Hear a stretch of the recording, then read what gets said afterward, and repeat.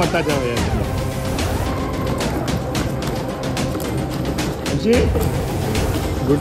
புது நாடாளுமன்ற கட்டிடத்தை கம்பேர் பண்ணும்போது பழைய நாடாளுமன்ற கட்டிடம் எவ்வளோ நல்லா இருக்கே அப்படின்ற மாதிரியும் மழை தண்ணீர் எப்போ ஒழுகிறது நிக்கிதோ அது வரைக்கும் நாம பழைய நாடாளுமன்ற கட்டிடத்துக்கே போலாமே அப்படின்ற மாதிரி இப்படி ஒரு பதிவை வெளியிட்டு இருக்காரு சமாஜ்வாதி கட்சியினுடைய தலைவரான அகிலேஷ் யாதவ் அவர்கள். டெல்லியில கடும் மழை பொழிவு ஏற்பட்டிருக்கு. இதன் காரணமா நிறைய இடங்கள்ல வெள்ளப்பெருக்கு ஏற்பட்டிருக்கு. இந்த நிலையில தான் புதுசா கட்டப்பட்ட நாடாளுமன்ற கட்டிடத்துல மழை நீர் வடியுது, மேல இருந்து தண்ணீர் ஒழுகுது அப்படின்னு சொல்லிட்டு அது தொடர்பான வீடியோக்கள் சமூக வலைதளங்கள்ல வைரலாகி பெரும் சர்ச்சையை ஏற்படுத்திட்டு வருது. இதை தொடர்ந்து சமாஜ்வாதி கட்சியினுடைய தலைவரும் உத்தரப்பிரதேச மாநிலத்தினுடைய முன்னாள் முதலமைச்சரும் தற்போதைய நாடாளுமன்ற உறுப்பினருமான அகிலேஷ் யாதவ் அவர்கள் இந்த வீடியோவை வெளியிட்டிருந்திருக்காரு. இப்படி ஒரு வீடியோ வெளியிட்ட நிலையில இவரு இந்த மாதிரியான விஷயங்களை குறிப்பிட்டிருந்திருக்காரு. பழைய நாடாளுமன்ற கட்டிடம் ரொம்பவே நல்லா இருந்ததாகவும் இங்க ஒழுகிறது நிக்கிற வரைக்கும் நம்ம பழைய நாடாளுமன்ற கட்டிடத்துக்கே போலாமே அப்படின்ற மாதிரியும் குறிப்பிட்டிருந்திருக்காரு. பல நூறு கோடி ரூபாய் செலவுல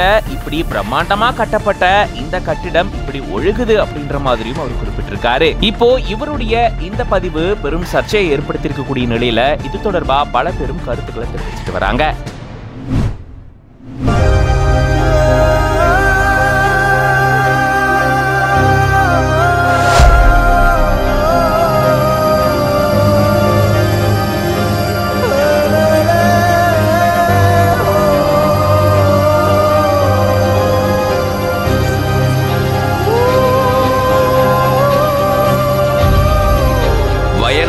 நிலச்சரிவுல சிக்கி இதுவரைக்கும் 120க்கும் மேற்பட்டோர் உயிரிழந்திருக்கிறதா சொல்லப்படுறது பெரும் சோகத்தை ஏற்படுத்தி இருக்கு. நிலச்சரிவு ஏற்படுறதுக்கு முன்னாடி சில அறிகுறிகள் தென்படுறதா சொல்லப்படுது. அறிகுறிகள் தெரிஞ்சா நம்ம என்ன செய்யணும் என்ன செய்யக்கூடாது வாங்க இதை பத்தி விரிவா இந்த வீடியோல பார்க்கலாம்.